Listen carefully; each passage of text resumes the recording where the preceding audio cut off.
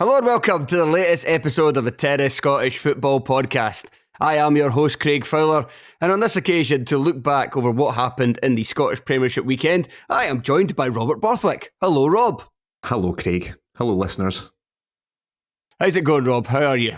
Oh, you're one day closer to death, mate. One day closer to death. That's it. We're counting down. The sweet release of death.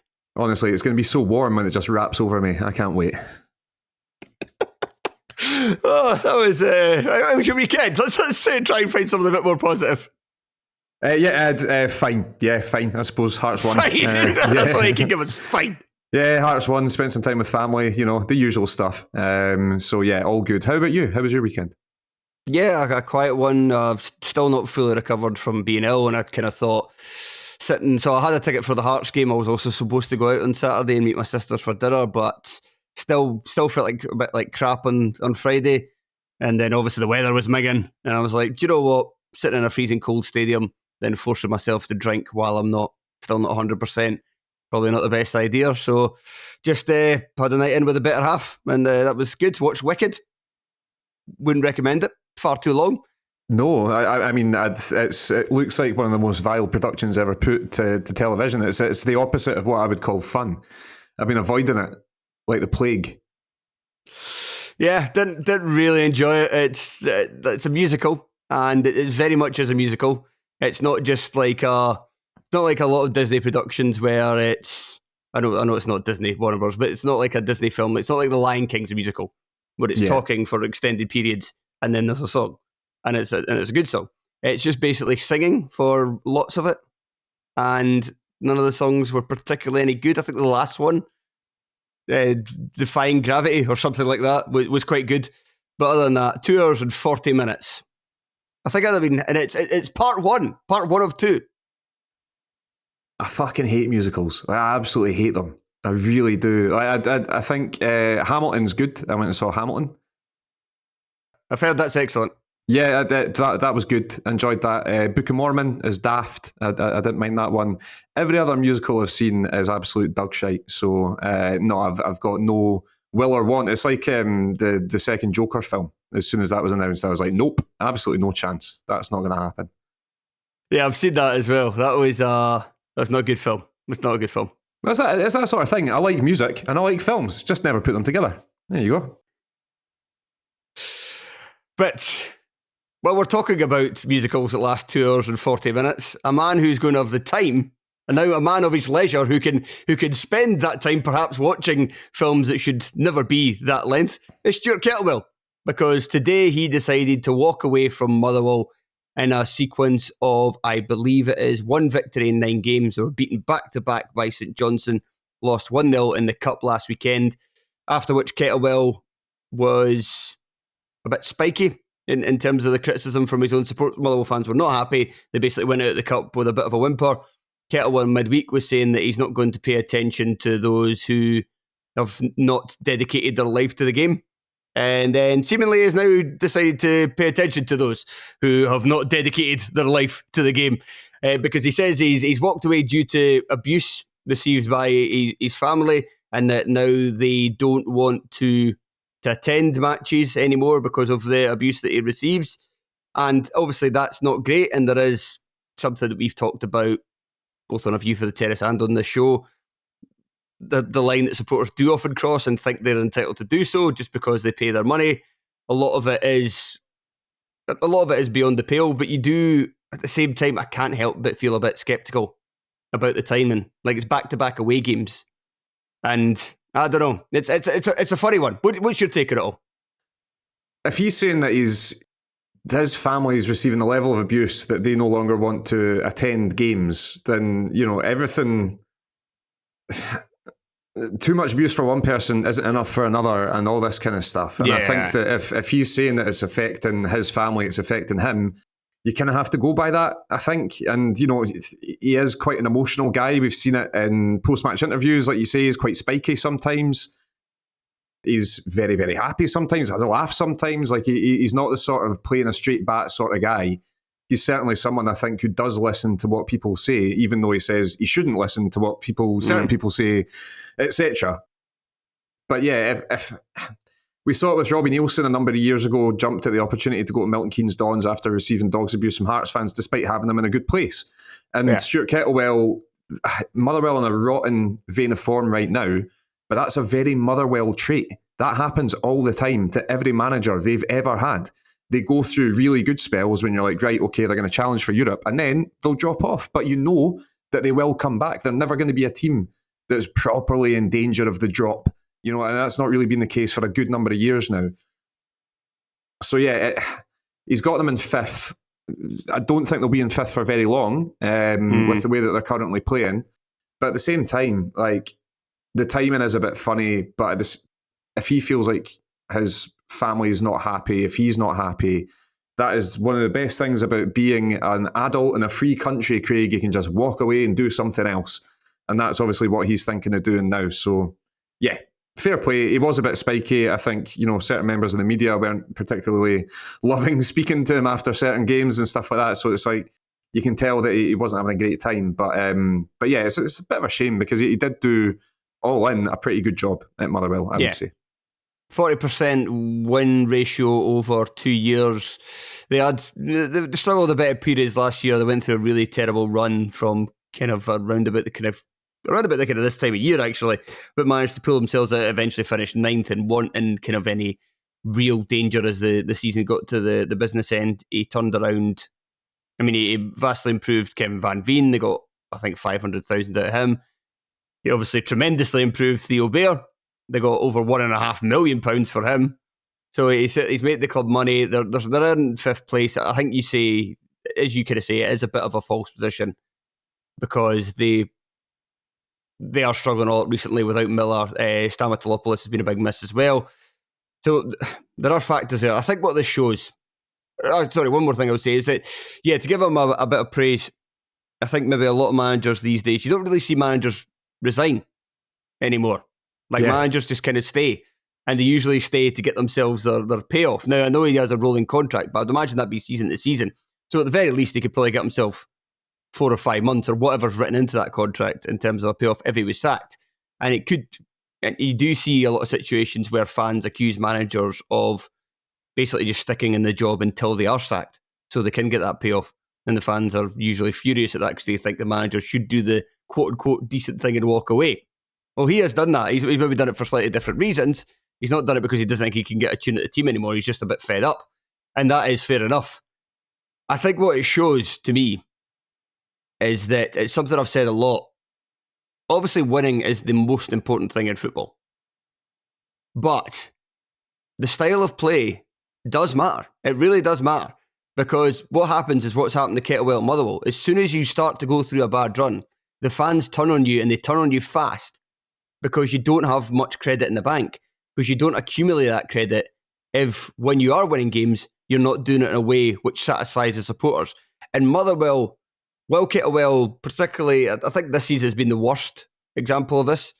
But this season, they've not been great to watch at all. They have got results, but they are statistically the most passive team in the league. They press with the least amount of intensity, and they've had the lowest possession share of any team in the Premiership this year. And that's with having Lennon Miller in their side as well. Like one of the best passers and most composed players on the ball in the entire league. Miller's been absent recently. In his absence, they've played, I think it's 6 games, 1-1, which was against Aberdeen, which shows you the fucking mess they're in at this moment in time, and we'll get to them very soon. They also drew 0-0 away at Killie and have had 4 defeats. Imagine how low their position would be across the season if Lennon Miller had missed the entirety or they'd sold him in the summer. So it does just go to show that winning cures everything.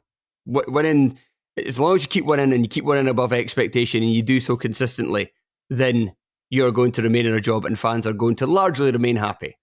But it does show that when things go wrong, if you aren't playing a style of football that does entice the supporters, and Motherwell fans have said that, like often when they've won this season, that there's not been much joy in it. And when they lose, there's been like nothing to hold on to. Yeah, it's and they're still fifth. Like that's the thing. It's like, yeah, there's not a huge amount to hold on to when results start going against you. But at the same time, like the vast majority of teams in the league, you feel like you could be saying the same thing about. It's just, I feel bad for him in a sense, because that level of abuse just seems to be more widespread nowadays, and it's more and more common, and it's more and more in your face. But yeah, it's a big shout for who Motherwell go to next, especially with the changes at boardroom level that they've had recently. And, is this an opportunity for a proper change in direction for them as well, rather than going down the hire the interim guy, which is what they did with Kettlewell. So in terms of what comes next as well, it's quite interesting. But yeah.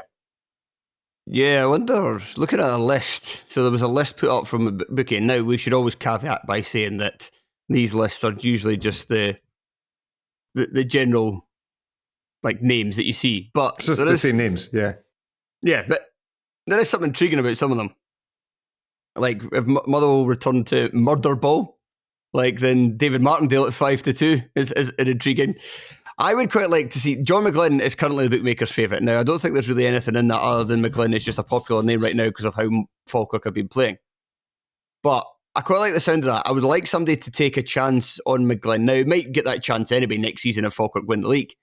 But I would like to see a bigger team and a more established top flight club take a chance on McGlynn and see, because he's not been back to the Scottish Premiership since he was manager of Hearts. Now, I think that time at Hearts goes against him, without people recognising that he's a very different manager now to what he was then. Its style of play is entirely different. And with Valakari going in at St Johnstone and playing a good brand of football, not necessarily a winning brand of football, but a good brand of football, I'd like to see another team that's, I know Motherwell are fifth, but a team that you'd be expected to maybe struggle, go with a manager who will play something that's good to watch for neutrals and not just be all about getting the results. Yeah, 100%. I think it's McGlynn. You would hope that the key decision makers at football clubs would recognise that John McGlynn is not the same John McGlynn that was at Hearts 20 years ago. He went through a proper process of working at Celtic and scouting big European teams for Brendan Rodgers and then coming back and having a defined style of play. And I think that if a couple of, with respect to ourselves, fucking idiots on a podcast can see that, then you'd hope that the decision makers at football clubs would also be able to see that. Any sporting directors, even any chairman, would do their due diligence and sort of work that out. So yeah, John McGlynn would be a really interesting one. I think you're right. He'll probably be in the Premiership next season anyway, I think.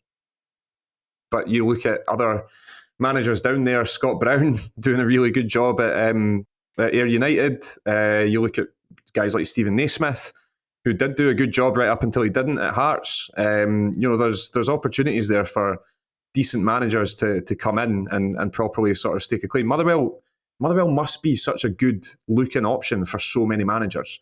A well-supported, proper community club that have decent players and have a board that tend to back their managers as well. So, yeah, it'll be interesting. But yeah, John McGlynn's a name that should certainly be there or thereabouts for a job like this. So before we move on, we should talk about St Johnstone, because they're the team that actually won this game. That's now two victories on the bounce for them. Now, both of them were against Motherwell. They had not won for a long time before then. But, Rob, so I think the big question on them is, does this... Now, they're still... Let me just double check the league table, but they're still quite a bit adrift at the bottom. I think it's still 9 points. They're behind Killie, who are now in 11th place. Let me just double check that right now. No, not as much as that. 7 points. So it's still that's a big gap to make up at the bottom when they've only won 5 league games all season. And I think it's also a team as well directly above them who you're expecting as the season goes on to pick up more points and not go in the opposite direction. But is it potentially, even if they go down, is it a corner turn for St Johnstone that they can go into next season and look at Valakari and go, right, at least we have the right man for the job. Let's use the parachute payments. Let's rebuild and let's win the second tier next season. Yeah, I think so. You look at how sort of universally popular Valakari has been with the St Johnstone fan base. Obviously, a few questions were asked, and that's natural when you can't win a single game. But I think it's almost to his benefit that they have been cut adrift a little bit, because you look at Kilmarnock, Hearts, Dundee, teams are picking up wins. Ross County, all the teams above them have been kind of consistently picking up points for the past few weeks, and they haven't. And that's almost taken the pressure off them a little bit. It's almost like a resignation not a complete resignation with the fan base, but I think certainly with the rest of Scottish football are like, right, well, St Johnstone will probably go straight down. It's just who's going to finish 11th. And that freedom can sometimes bring results like this. We've seen it in the past when teams are properly cut adrift. They're like, well, do you know what? We can just go out, win a couple of games, play football the way we want to play it. And yes, put ourselves in the shop window if you're a player, or build for next season if you're a manager. And that's got to be the way he looks at it. But also that can work in the other direction. That can mean maybe you will put a run of results together. Maybe Dundee, for example, are going to absolutely nosedive. There's always a possibility that these things will happen. But I think that St Johnstone, we've been in this position before, Craig. When you're crying out for a win and you get 2 on the bounce, you start walking on clouds. You're just like, this is good. It's like you've been thirsty. You've been stuck in the desert for days, and then you find some water and you're like, here we go. And then you finish the water and you end up getting relegated. But, it's one of those things. Much experience of this, Rob? I've been in the desert and getting relegated, aye. But I think... where were you when Hearts went down in 2014? Christ. Where was I, actually? I don't know. Sahara, apparently. Yes, aye. No, I think I went to Citrus Club that night. Not quite the Sahara. So, yeah, I think there's going to be an element of freedom in the way that they play. I think that he has had long enough now that a style of play should be sort of very clear to the players. The ones that are there and the guys who are coming in should be signed for that system, so they should have an understanding of it as well. And you can see they are playing with a bit more freedom. And there are players that are starting to put their head above the parapet a wee bit and start putting in performances. He does still have some very strange team selections, and again in this one. So Jack Sanders missed out on this. Valakari said that Sanders phoned him on the day of the game and said that he was ill and couldn't play. Now, there has been speculation that clubs are after Sanders in the January transfer window, so obviously inside and outside McDermott Park. When I say inside, I mean the supporters and fans of other teams looking at it from afar are a bit sceptical about that, whether that's the case. Valakari chose to keep the back three, to go with Dre Wright. Dre Wright had been playing right centre-back in the previous game against Motherwell, so that worked, so he kept that. That's fair enough. It's a strange decision initially, but it did work, so why tinker? And then he pulled back, instead of bringing in our centre-half, or bringing in, like, for instance, because they've got kind of players missing there, and also Lewis Nielsen went back to Hearts in the window, but instead of pulling Bozo Mikulic across to the centre-half, the centre of the back three, and then maybe bringing Barry Douglas in at left centre-half, and then having Andre Raymond at left wing-back, he decided to bring Sprangler back then. And that's strange, and I think they missed Sprangler's presence in the middle of the park, especially because he replaced him with Max Kucheravi, who has now started the last 2 Premiership games, and I think we've already kind of made up our minds that Kucheravi, at this point in his career, isn't really good enough for the Scottish top flight. He's very slight to play in, certainly to play in like a 2-man midfield. He doesn't quite have the quality to make up for that in an attacking sense. And that didn't work for St Johnstone this one. Motherwell with a better team in the first half, and that was a big reason why. However, to credit Valakari though, he recognised the error, changed things at half-time, dropped back Griffith into a centre midfield role, took on Sidibe, and then St Johnstone were improved. It didn't really look like they were going to maybe get the result that they eventually did until late on, but they were at least improved in that way, and Sidibe plays his part with the flick on over Stephen O'Donnell, which leads to Mikulic's late winner. Right. Aberdeen, beaten 3-0 by St Mirren this past weekend, goals from Olasanya and a double from Mikel Mandron. Now, Rob, there is a big question in the aftermath of this game which demands to be answered. Did Slobodan Rubišić shit himself? I believe the person tweeted, did they say it's a fecal incident? The guy who tweeted, has he suffered a fecal incident? And I was like, what the fuck? Do you work in an old folks' home? Like, what is going on here? I don't think he shot himself literally. I think he might have done mentally because he got absolutely binned. So we should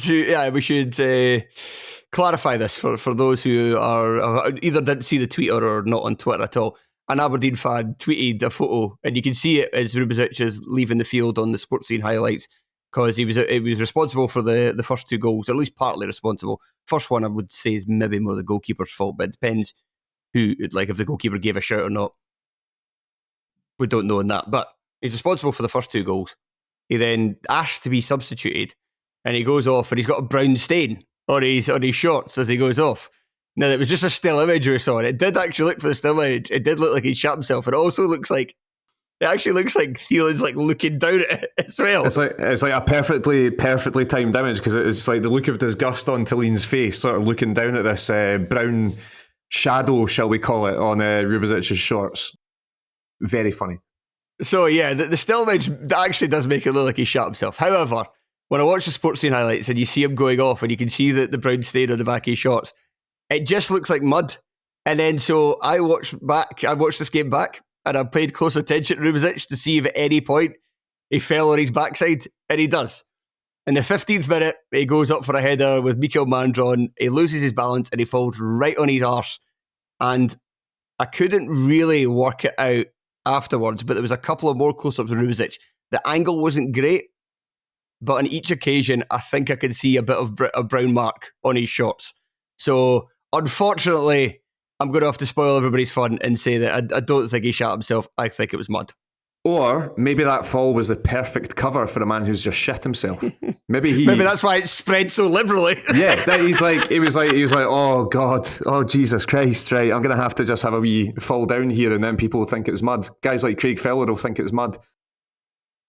But no, yeah, very funny, and just his defensive display was very funny, to be honest with you, in that opening 30 minutes or so. Wonderful to see. Just the height at which Aberdeen got to meant the fall was always going to be a big one. However, no one expected. It's like in cartoons when someone sort of falls off a ladder and you think it's going to be a short height, but they go straight through a manhole cover and just keep going down. It's kind of like that. So yeah, it's issues all over the park for Aberdeen. Again, obviously not the same situation, but a fan base that are widely behind the manager, regardless of the sort of terrible run of form that they're in. I think there's a huge understanding that he will get it right. I think with every passing week, that question mark grows ever so slightly larger, because as a team who were stung by Barry Robson's purple patch not so long ago, there's every possibility that he's not the right guy. But I think that you've invested, in the transfer market, in his wages, and you're invested in him because he has delivered for you earlier on in the season. I think that if I was an Aberdeen fan, I'd be behind Thelin as well. But this was chastening. This was a horrible defeat for them. And defensively, they just look so bad. So bad. Well, that's the thing. So you're right. And I'm more with the Aberdeen fans. I think it's good that they do have faith in the manager, and they're not doing what every type of supporter seems to do in situations where things go badly and just get the knives out. But the questions are building up week by week as to the decisions he's making in terms of his team selection. And even when they were playing well earlier in the season, he didn't often get his team right for the start. He was quite good at making changes to improve their performance. And I'm just looking at, like, this game, for instance. Why is Rubicic even playing in the first place? Like, you brought in Alfie Dorrington in the January transfer window. They knew they needed to improve the defence. Rubicic has been in terrible form of late. He was good early in the season, probably the best he played in an Aberdeen shirt, certainly consistently. But he's been bad. And you can see for this game that, like you say, did he physically shut himself? No, but he mentally shut himself, because he's just not having a good time with it at the moment, and he was making basic errors which cost his team. And that was the main difference in the game, was Rubicic. And Aberdeen's defence in general, because there was some things going forward which were positive I'll get to soon, but there's other parts of the squad as well, like Sivert Hilton Nielsen. He's been run into the ground by Thelin. He's in his 30s. He came for a league where it is played from March to November, so he was signed last summer. So he's not had a break since last March. He was terrible in the first half in this game. But he's clearly suffering from, it's either a lack of confidence because he's just had a bit of a poor form and he needs to be taken out for his own good, or he's just not got the legs that he had earlier in the campaign, because of course he doesn't. Because like I said, he's in his 30s and he's been playing football non-stop for 10 months now against a bunch of players who have not been playing football for 10 months. Leighton Clarkson, why is he playing all the time now? Leighton Clarkson wasn't even part of Aberdeen's success earlier in the season. And other than 3 months under Robson at the tail end of that campaign, he's not been good in an Aberdeen jersey at all, really, in 2.5 seasons. So how come he's playing at number 10? He's not good enough to play as a number 10, and he's too weak to play further back. Then there's also some of the things they've added to the squad, like they signed Alexander Jensen. He is a career right back, predominantly right footed. He can use his left, so he can operate on the left, and he was good in this game. Yeah, he was. Him and Hokels, is it, the left winger? They were both good, and they matched up quite well together, so that is a positive. But you've signed somebody on the left who's mainly playing his career on the right, and you've done so while your right back, Nicky Devlin, I mean, he's barely kicked his arse since he was in the Scotland squad. He's struggling, but gets picked every single game. Toby Keskeren's played on the right in this game. He's only ever played good for Aberdeen when he's played on the left. You haven't been scoring any goals. Shayden Morris and Duke both score against Elgin, and so these guys have got a bit of confidence about them. Yes, it's only Elgin, but as any forward will tell you, getting one going in off your backside, regardless of opposition, will help you, will give you confidence. They're both left out the starting 11. There's a lot to like about Thelin for what we saw earlier in the season, but there's a lot of questions right now that deserve to be answered. Deserve to be asked of him. 100%, and everything you said there is spot on. I was about to say the same. It's like earlier on in the season, if you saw right hand side of Devlin and Keskinen, you think like, Christ, right, Aberdeen are going to do a bit of damage here because that's two good players in good form. Devlin was scoring goals, he was defending well. Keskinen scoring goals, creating opportunities. See now, I'd be delighted if I saw those two alongside each other. Ockles, and Jensen, two completely new signings down the left-hand side, have done a much better job than two guys who have been here since the start. I mean, maybe that's a sign of the new signings haven't been infected with whatever the Aberdeen squad has been in the past 2 months. But you can ask questions of Thelin. You have to ask questions of the players as well, because I think that there's a complete lack of leadership in that team just now.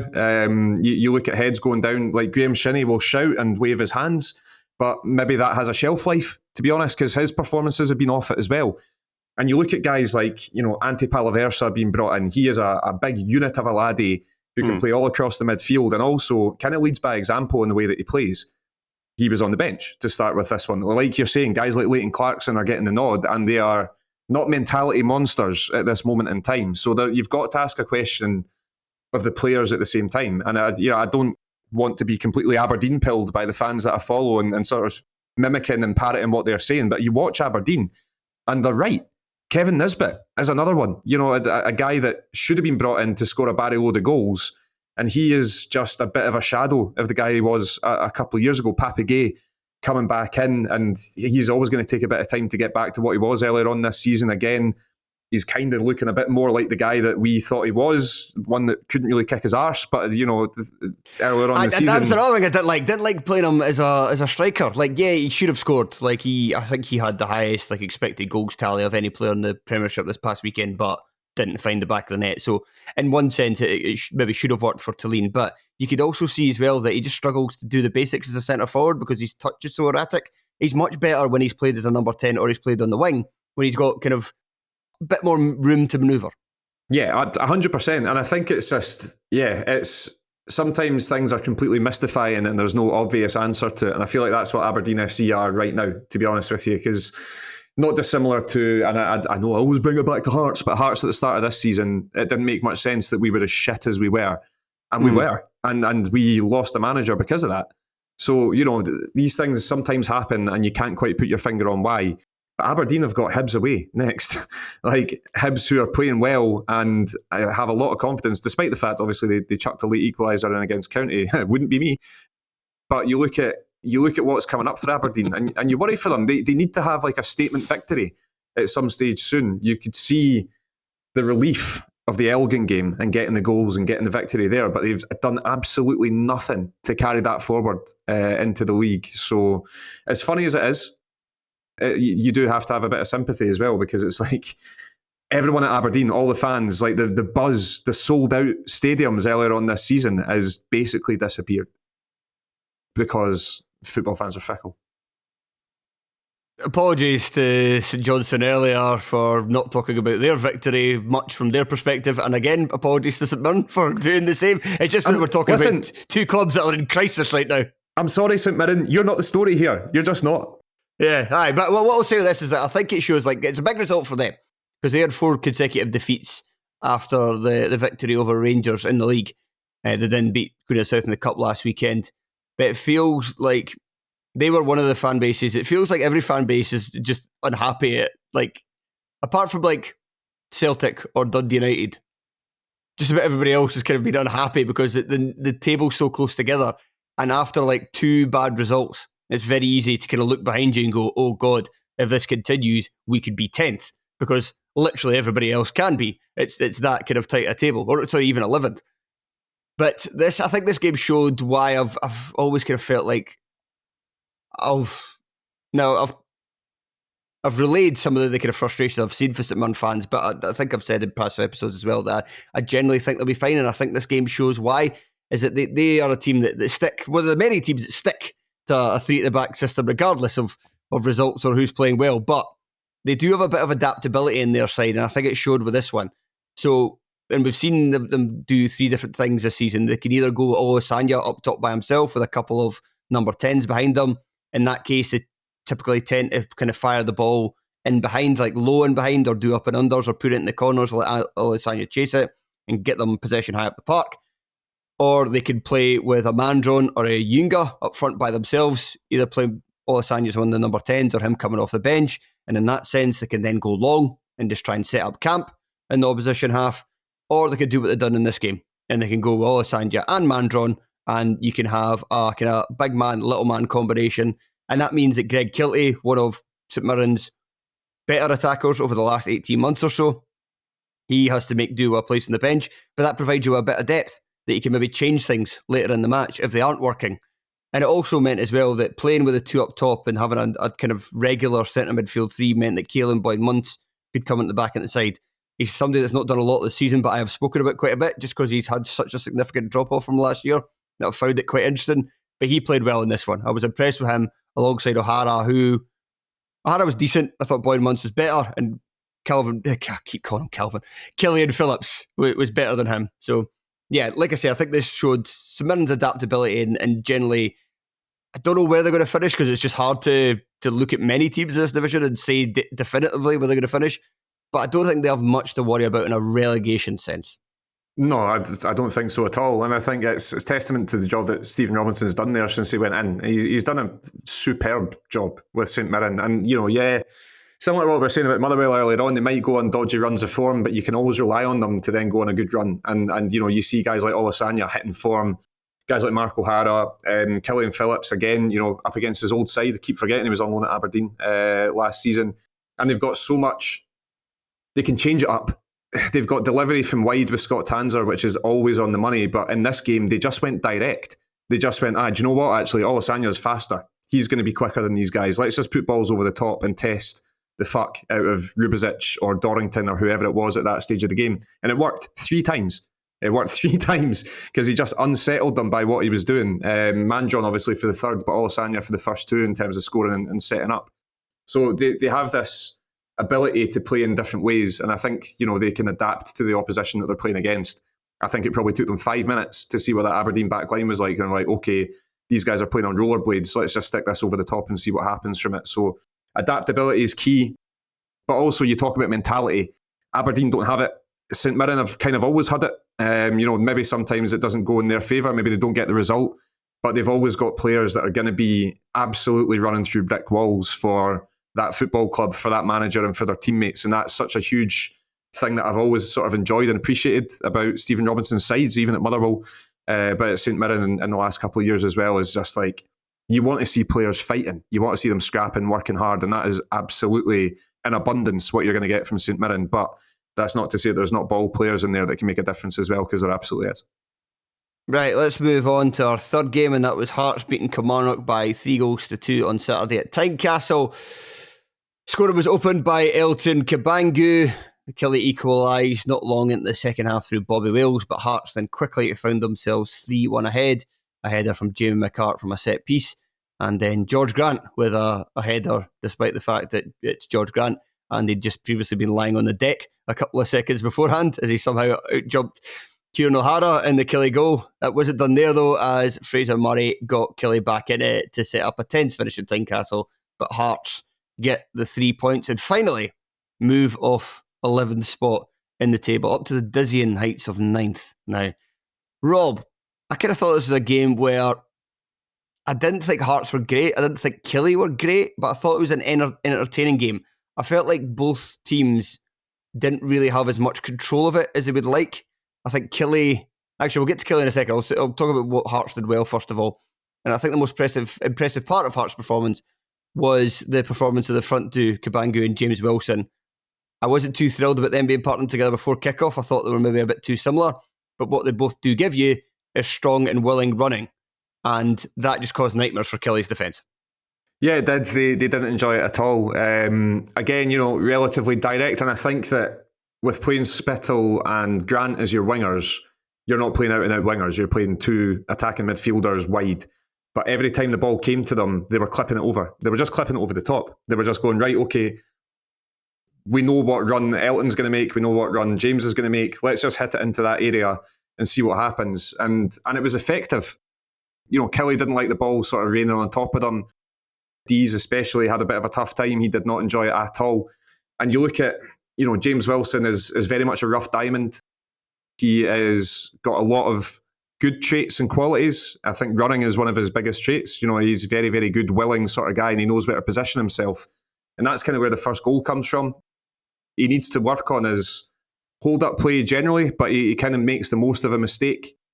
And, I think a lot of the time, if you are 17 years old or someone that's maybe not got the biggest hulking frame for a centre forward, that's when you're going to sort of make your money, is making something out of nothing.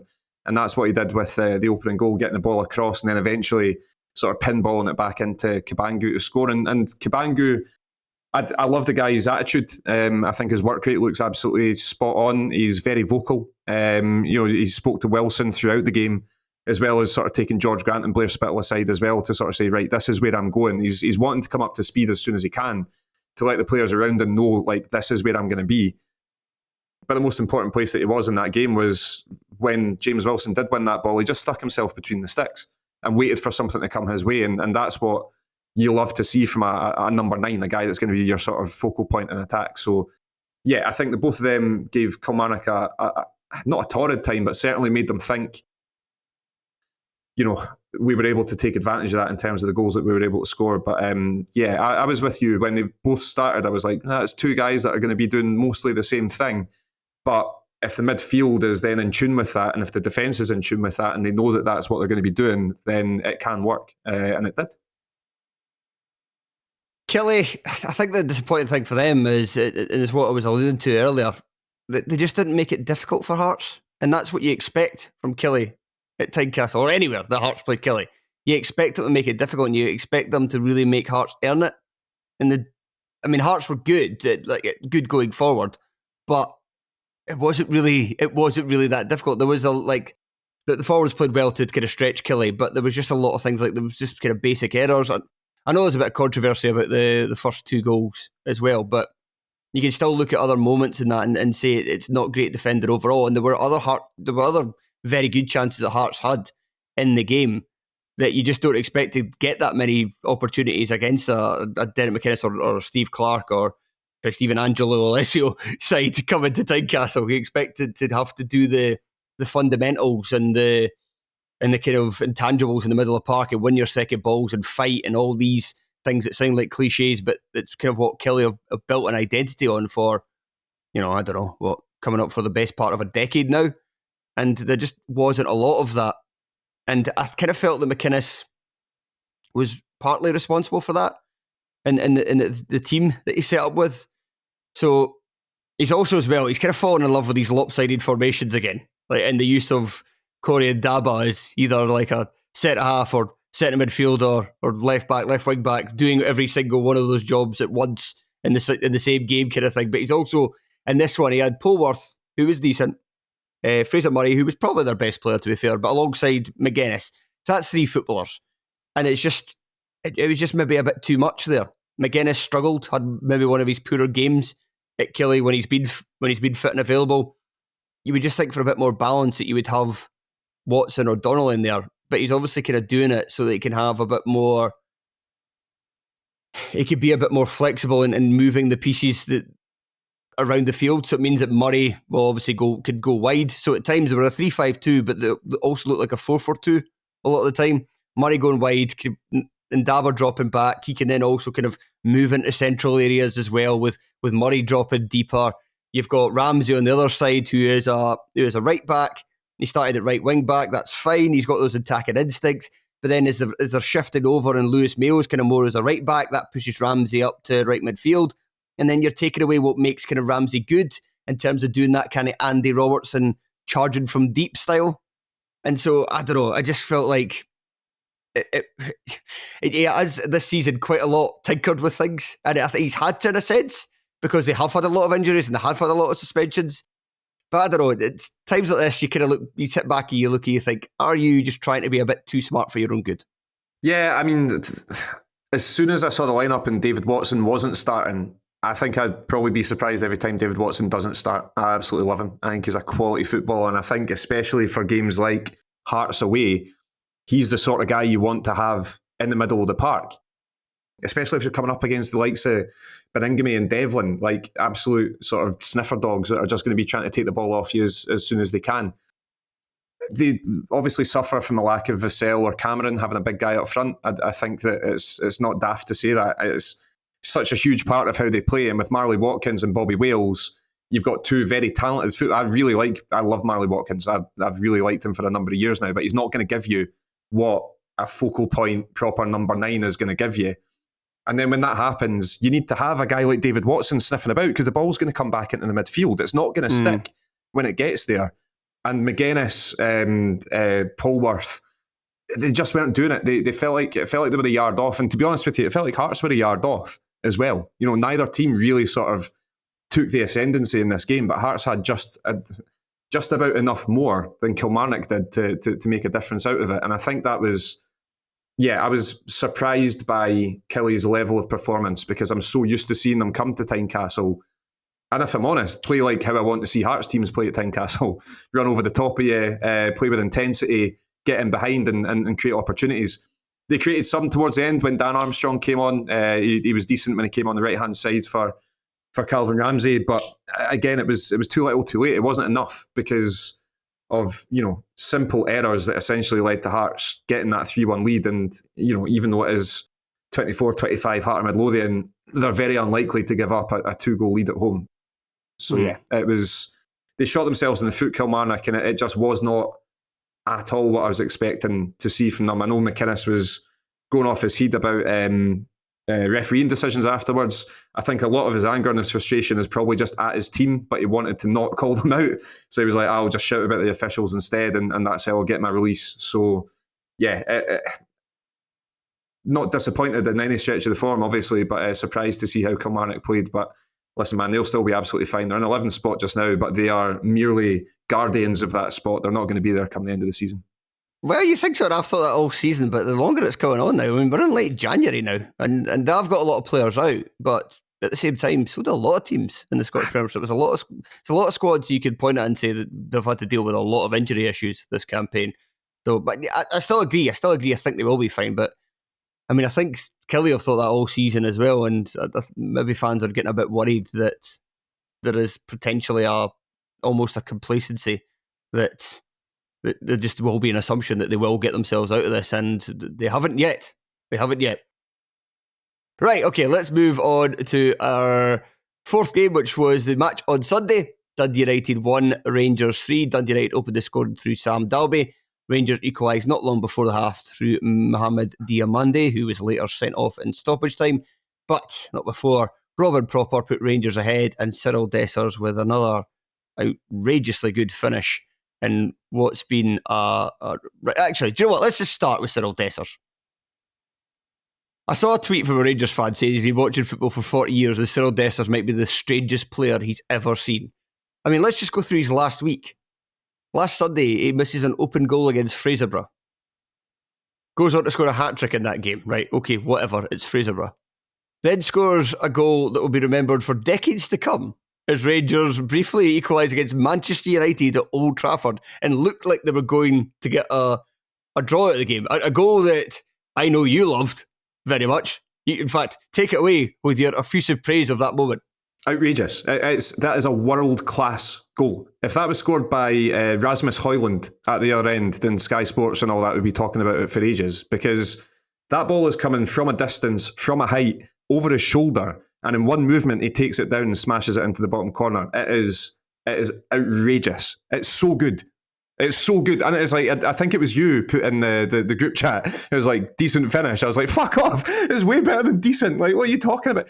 It was, and honestly, the skill and the technique and the instinct to be able to do that when you've got a defender on your other shoulder is just silly. It's daft how good it is. So yeah, there you go. There's my effusive praise.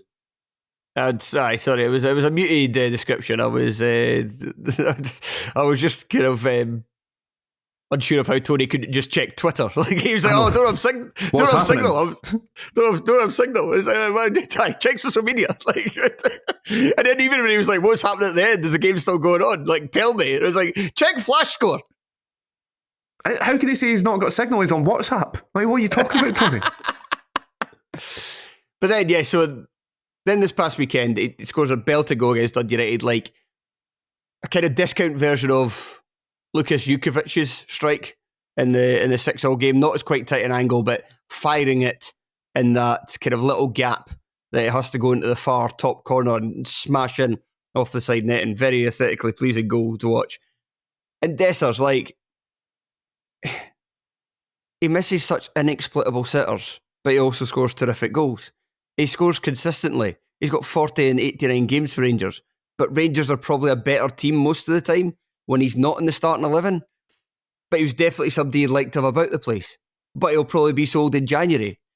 And that's not necessarily a bad thing. It's maybe come time where it's about time that Dessers goes out on what is something of a high. I know we used to say this all the time, but it's been a while since we've said this. He really is like Schrodinger's footballer. He's both simultaneously shite and good, both hateable and adorable if you're a Rangers fan. I mean, we never got the Alfredo Morelos replacement in terms of box office shithousery, but we seem to get it in many other ways with Dessers, and it's now at the stage where if he does go, I'm going to miss him as a quote-unquote neutral for like kind of like you just kind of watches all of Scottish football. 100%. Everything of what you just said there is why I love Cyriel Dessers, and I hope he stays in the league, because he gives Rangers, he gives every fan in Scottish football enjoyable moments. Like even Rangers fans, like he scores these amazing goals, but then he misses absolute sitters, and then everyone else can have a laugh, and it's like, yeah, Dessers, what's he all about? And then he scores an amazing goal, and then he misses a sitter, and then he scores an amazing goal, and it's just this perpetual motion of Dessers that it's just like you never know what you're going to get next. But I think he's such a good striker. I do. I think he's a really, really good centre forward who has this disposition of missing the most hilarious chances you'll ever see, kicking the ball into his own face, tripping over his own feet. Like he's exactly the sort of footballer you want to see in Scottish football, because you can say everything that has made this podcast and our TV show in the last like decade is like, it's because of guys like this. It's because of him, right? That's why Scottish football is fantastic, because you get enigmas showing up so often in our game. And his finish against United was obviously just a sort of cherry on the top of the cake, but what a finish it is. His goal against Aberdeen a couple of weeks ago, absolutely phenomenal. His goal at Old Trafford, like, he scores great goals, he misses hilarious chances. I hope he stays for a while.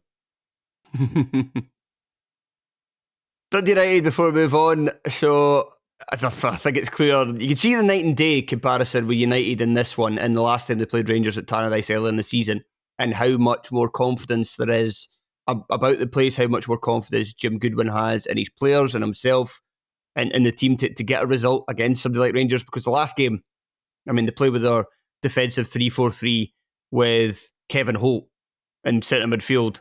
That's a disaster. It has to be changed. But it's Ross Docherty that comes in. Docherty, somebody better on the ball, but not exactly an attacking midfielder.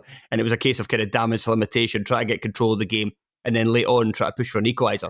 This one, they're going with a 4-4-2, two out-and-out strikers, with Rory Payton making his first start alongside Dalby, two wingers and Kai Fotheringham and Glenn Middleton, and they just like went at them. Like, it was right from the start. And this is the game to do it. Rangers aren't that good away from home. Yeah. Like everything about what Jim Goodwin did was right. However, Rangers unfortunately just showed up. Sorry, I cut you off a wee bit there. No, that was fine. It was a good point to make that this was the right game to do it because of Rangers' struggles away from home.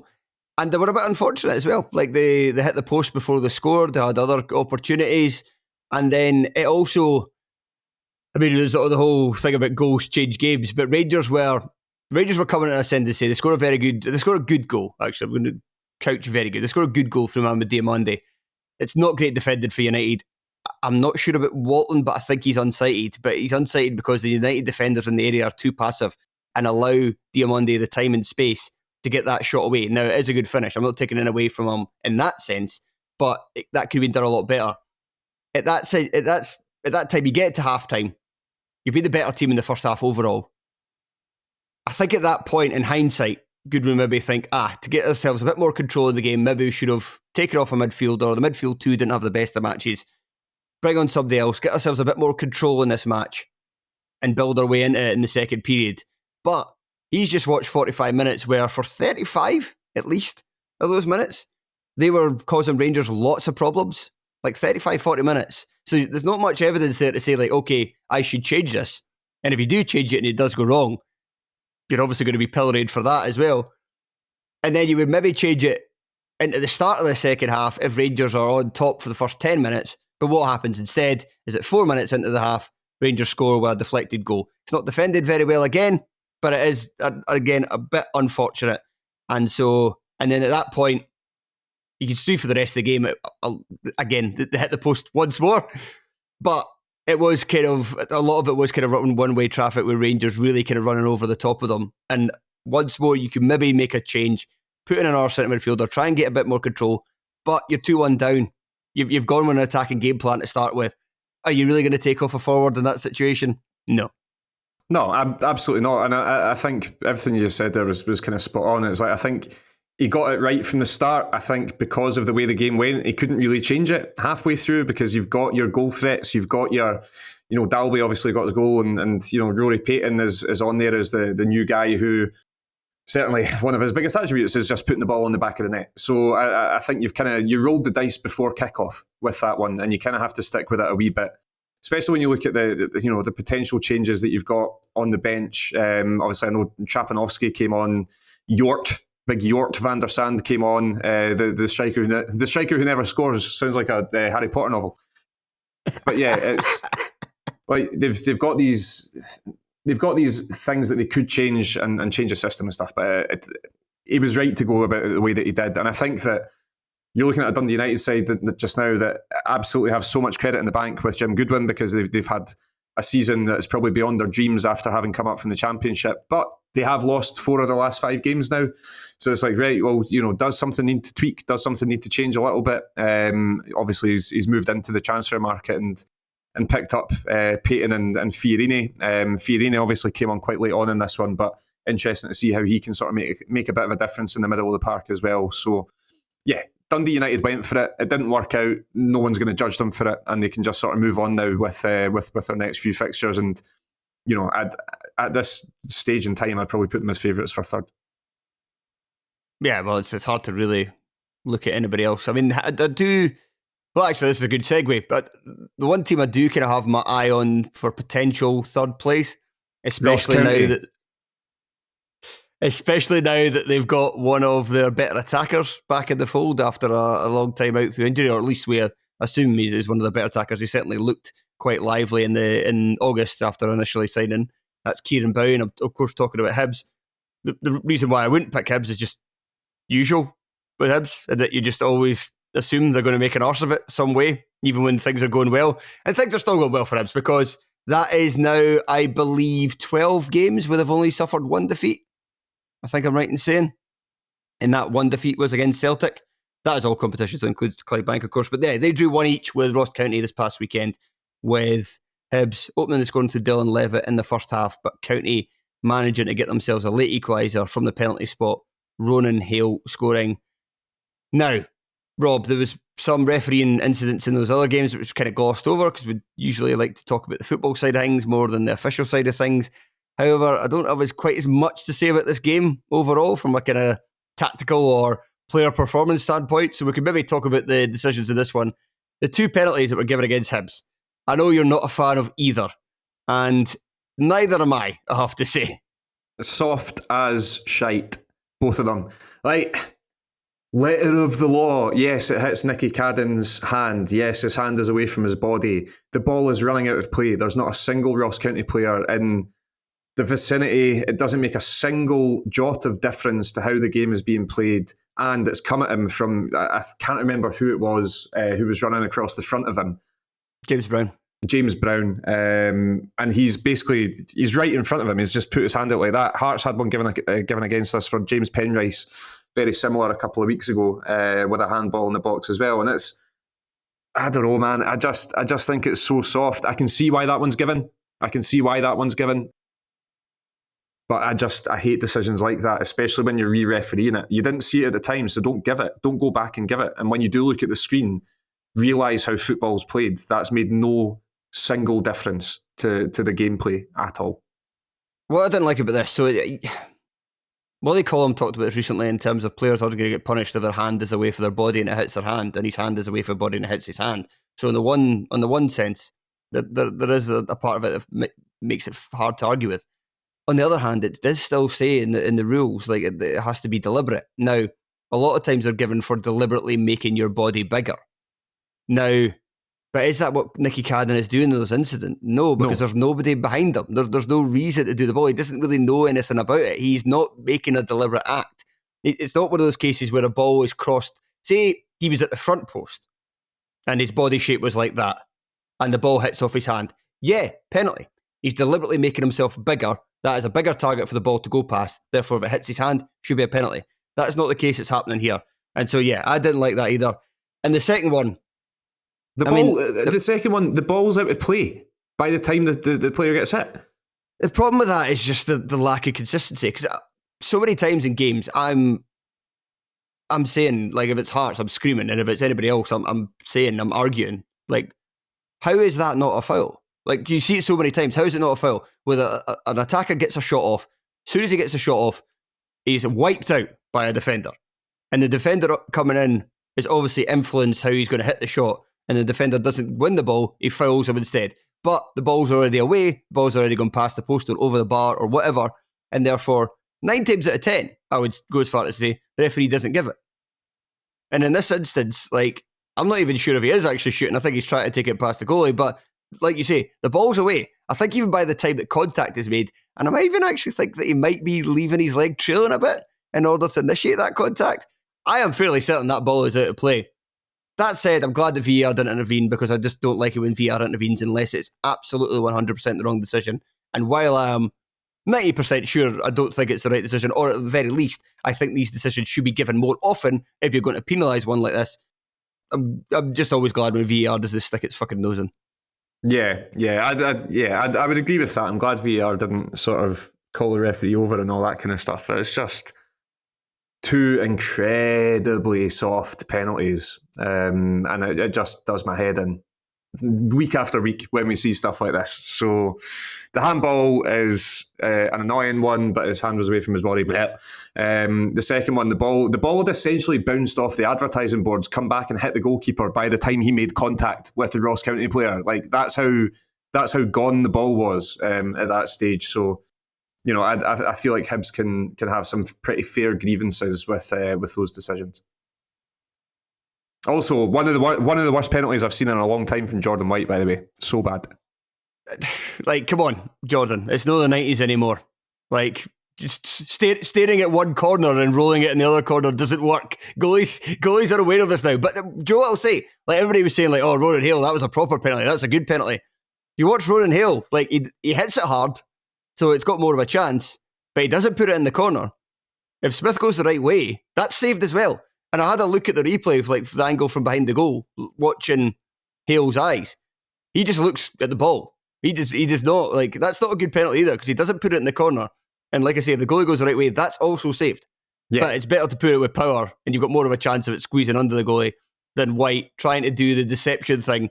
The deception thing, we've progressed quite a lot in football since then. It used to be, like, I remember growing up, we used to get these forwards all the time that were very good at, like Cantona, I think, was good at that, like making it seem like he was going to put it one way and then putting it the other. And there just wasn't the focus, there wasn't the research that players done all the time in terms of what opposing players do at penalties. Just doing that doesn't work anymore. You need to hit it with a bit of power and a bit of precision, and it was basically neither. Yeah, it was piss. It was absolute piss. The only thing the county I thought of this one, so just a quick word on both teams from me. Another strange team selection from Don County with George Robiston coming in to the starting 11, having previously been on loan in the first half of this campaign at Brora Rangers.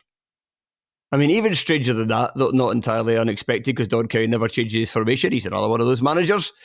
He's a winger rather than a forward, but he was played up front alongside Jordan White. He did have a bad performance. He provided the county team with a bit of pace, and it's something that they don't really have in abundance. However, he did also at times kind of play the centre forward position like he is a winger. Like he's a winger who was a winger at a Highland League team until very recently. Like not making the required movements you would expect somebody in that position. And then his former Brora teammate, somebody else, who was out on loan in the first half of the season, Andrew McLeod, he came on as well. Again, not a bad performance. He struggled initially, but kind of grew into the game and ended it quite strongly. And they also had Dylan Smith, boy who's played for County's first team before, usually as a centre half. He played right wing back. Like, it's good. I hate to slag it off because I've said that I've slagged off Scottish Premiership managers in general for not giving young players a chance. But to use these three young players in this way in the middle of the January transfer window when you have brought some players in, I don't know if I'm just being cynical, but it does kind of feel like a manager trying to make a point to maybe his bosses about what else the squad needs between now and the transfer window closing. But that might just be me. Maybe Cowie's decided that what the squad actually needs is a bit of youthful exuberance, and that's why he's started playing these guys who were all on loan until recently. I don't know.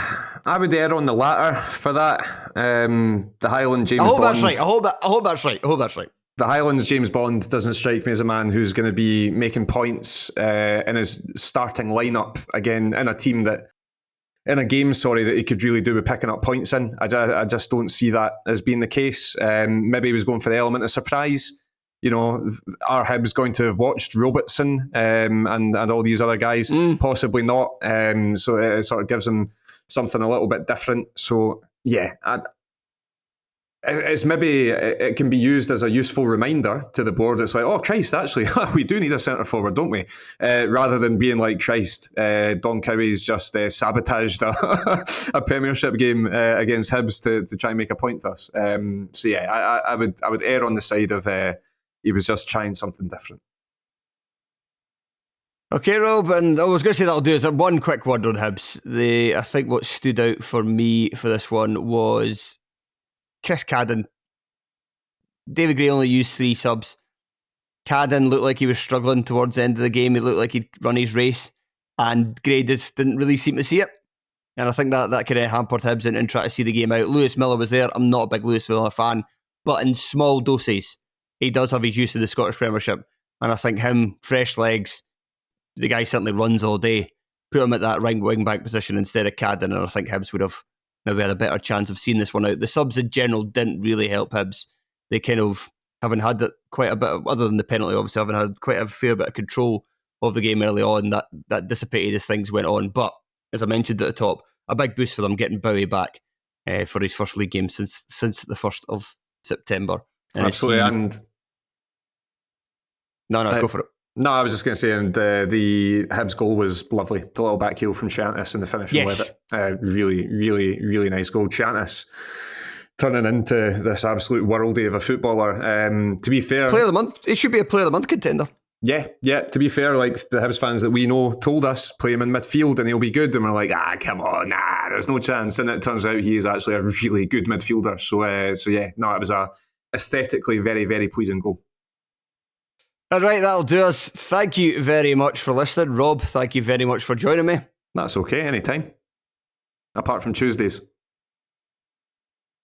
And we will, don't understand that at all. And we will be back sorry, you've thrown me off there. We'll be back earlier this week. We'll be back later this week. Sean is on holiday. He has followed mine and Tony's lead, and he's away off to Tenerife to get steaming. And so therefore the plan is, as of right now, there of course could be call-offs at the last minute, but the plan right now is for Craig Telford to once again be joined by Fraser Clark. So if you're a fan of the Low League Pod, and you really should be, then make sure to check that one out. Until then, see you later. Bye.